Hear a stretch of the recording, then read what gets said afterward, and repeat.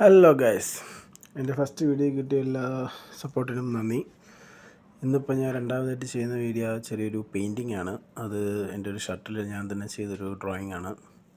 അതിൻ്റെ സ്റ്റാർട്ടിങ് കുറച്ച് എനിക്ക് വീഡിയോ എടുക്കാൻ വിട്ടുപോയി. ഇത് ഫസ്റ്റ് ഞാൻ ചെയ്തതെന്ന് വെച്ചാൽ നമുക്ക് വരയ്ക്കേണ്ട പടം നമ്മളൊരു പ്രിൻ്റ് എടുത്തതിന് ശേഷം tracing paper or butter paper ഇതിൽ നമ്മൾ കോപ്പി ചെയ്തതിന് ശേഷം carbon paper, blue colour or black colour ഏതെങ്കിലും ഒരു കാർബൺ പേപ്പറിൻ്റെ കോപ്പി ചെയ്ത് ഷർട്ടിൽ വരയ്ക്കും. ഷർട്ടിൽ വരച്ചെടുത്തതിന് ശേഷമാണ് നമ്മളിത് കളർ ചെയ്യുന്നത്.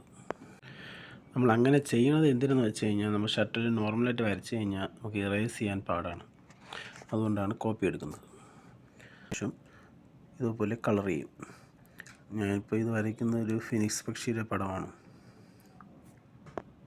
ആദ്യം നമ്മൾ ബോർഡർ ഔട്ട്ലൈൻ എല്ലാം ചെയ്തതിന് ശേഷം ഫുൾ കംപ്ലീറ്റ് ആയിട്ട് വൈറ്റ് ചെയ്യും. വൈറ്റ് ചെയ്തതിന് ശേഷം മാത്രമേ നമ്മൾ കളർ ചെയ്യത്തുള്ളൂ.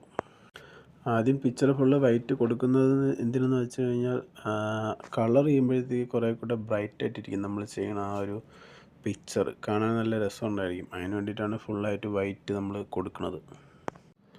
നല്ലധികം പാടുണ്ടായിരുന്നു വരച്ചെടുക്കാനായിട്ട്, കളർ ചെയ്യാനും എല്ലാത്തിനായിട്ട്. ഞാൻ ഇത് ചെയ്യുന്നത് ഏകദേശം രാത്രി ഒരു 12-1 മണി സമയത്താണ്.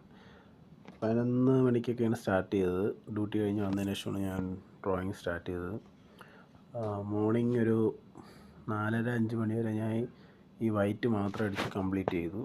പിന്നെ അടുത്ത ദിവസം ഉച്ചയ്ക്ക് ശേഷമാണ് ബാക്കി റെഡ് അടിച്ചത് കംപ്ലീറ്റ് ആക്കിയത്. റെഡ് അടിച്ച് കംപ്ലീറ്റ് ആക്കിയതിന് ശേഷം അത് ഫുള്ളായിട്ട് ഡ്രൈ ആയതിന് ശേഷമാണ് നമ്മൾ അടുത്ത അതിൻ്റെ പുറത്തുള്ള ബാക്കി ഡിസൈനും കാര്യങ്ങളെല്ലാം ചെയ്തിരിക്കുന്നത്. അത് നിങ്ങൾക്കിപ്പോൾ കാണാൻ പറ്റും. പിന്നെ ഞാൻ ഇരുന്ന് ചെയ്യുന്നത് എൻ്റെ ബെഡിലാണ്. റൂമിൽ ടേബിളോ ചെയറുകളുള്ള സ്പേസോ കാര്യങ്ങളോ ഒന്നുമില്ല.